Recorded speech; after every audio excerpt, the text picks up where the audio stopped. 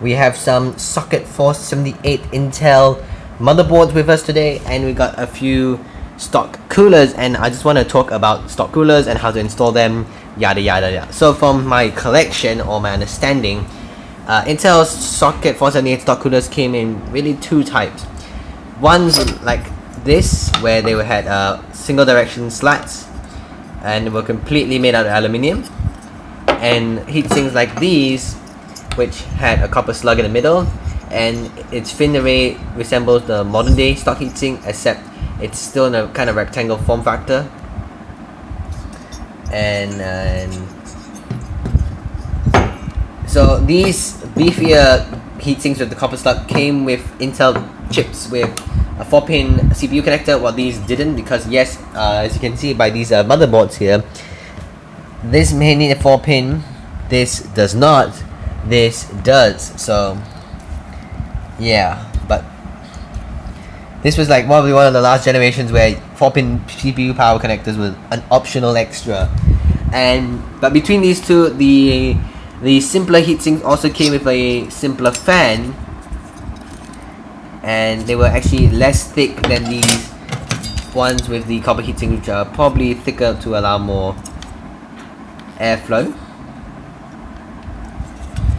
But apart from that, there is really no similarities with these, which I'll showcase more later. They're quite flimsy as they're on their own, but when coupled and assembled, they're not so bad. Do note though that some socket 478 heatsinks, they require something like this: a backplate behind the motherboard and this top plate and thing. Now on most of the socket 478 motherboards I've seen, they don't actually require a backplate, because this top plate is actually just push pins at the other side, so there's no need of a backplate, but some do need a backplate. So also do note that some socket 478 heatsinks, they came with these pieces of metal that really acted as thermal paste, but you can remove them, or you can use thermal paste and that, but I don't know, I just remove it, as you can see with this residue left behind here. So how to assemble when it's all in a billion pieces? Well, I'm going to show you how.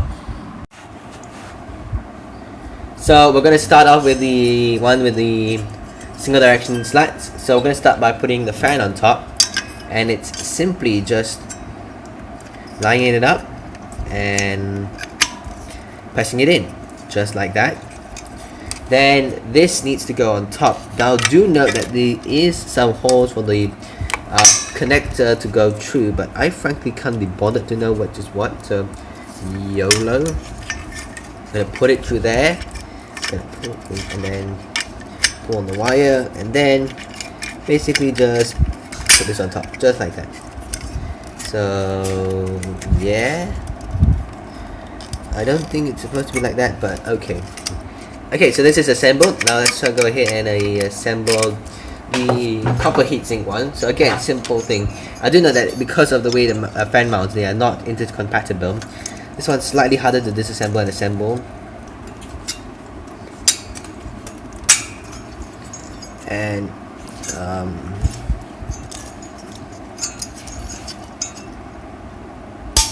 okay, just needed a bit of a screwdriver pry help.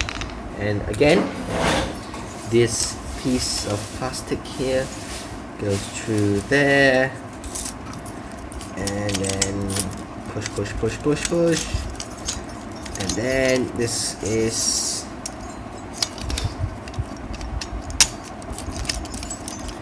okay, so just like that.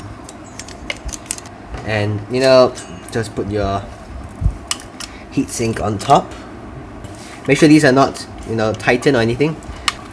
So you go one corner, that corner, then this corner, and this corner, and then lastly this corner, and then you can tighten it by, you know, and then there you go. You've installed the heatsink, and then plug in your 3-pin fan speed connector to the fan header, which on these older motherboards are all not standard, because that's how they were back then, and you're done installing this thing. But really it's exactly the same as the other one, which I'm going to show by removing this. So pull, and then you want to go ahead and push this down and then pull on the thing, and similarly on the other side, push, pull, push, pull, push, pull.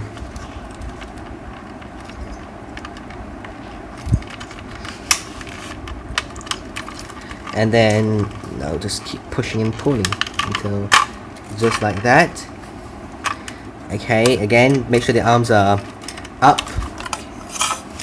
Then make sure it's actually in. And then you just basically push. Same thing goes for this side. You push, and then you go back to this side. Push, push, tighten, tighten. Done. Socket 470 installed. Thank you for watching this video.